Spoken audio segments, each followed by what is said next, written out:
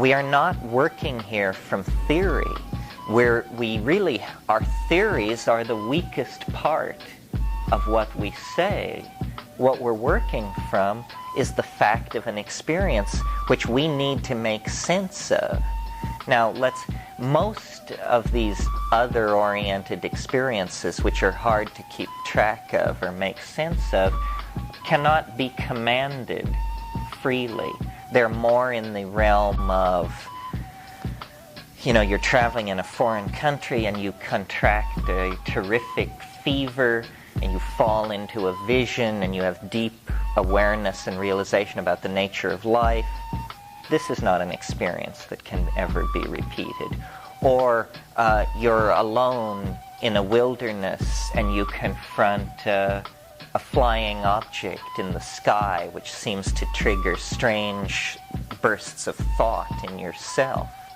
This cannot be repeated and triggered on command.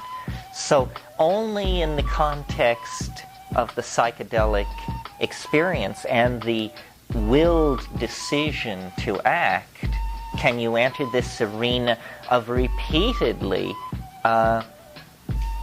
going to meet the experience of the other.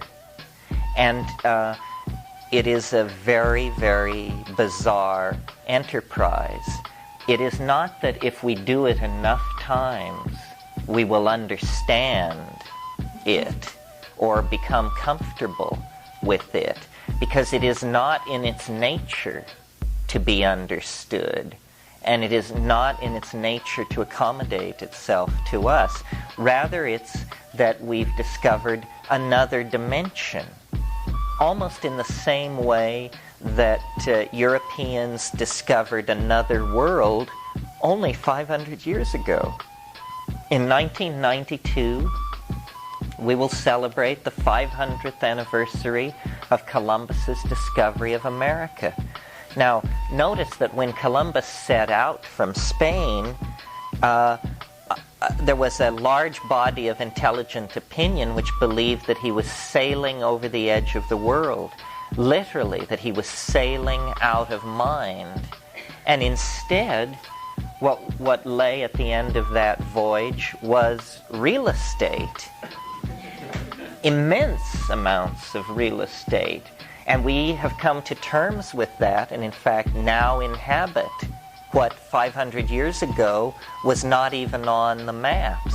It was in the unconscious. Now it is the center of the global economy. In the same way that these European navigators began to have this intimation that the world was a wraparound. That's what it means to say that the world is round. It means you can get back to where you started from by going away continuously.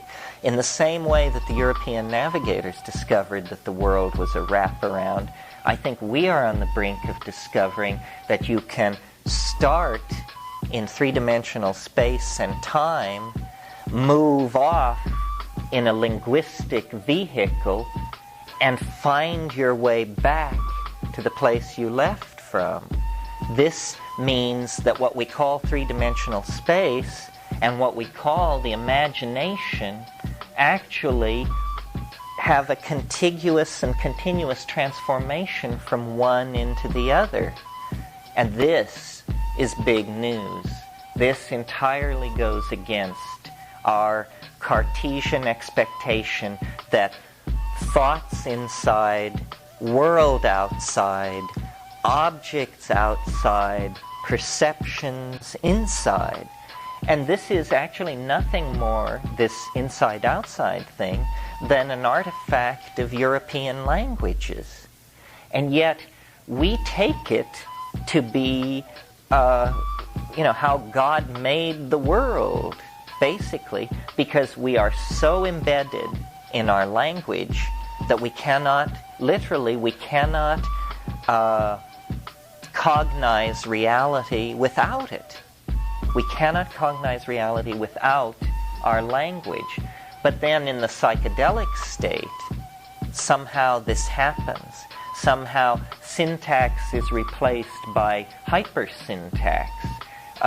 linguistically moderated and modulated perception is replaced by perception in the raw, not coded and sculpted and sifted for culturally validated meaning, but rather just the full hit. Well, this is tremendously disorienting, but it's also tremendously liberating, because that's the full deck.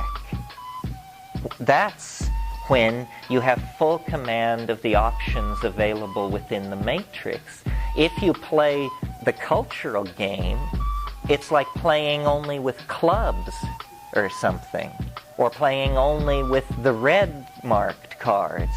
You have to play with a full deck, and that includes this pre-linguistic surround in which we are embedded.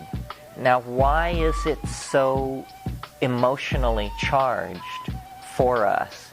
In other words, why can the shamans go into this dimension and heal or divine, see into the future, or in a sense see into the past by discovering who stole whose cow, or who's sleeping with who, or all these things that shamans are concerned with?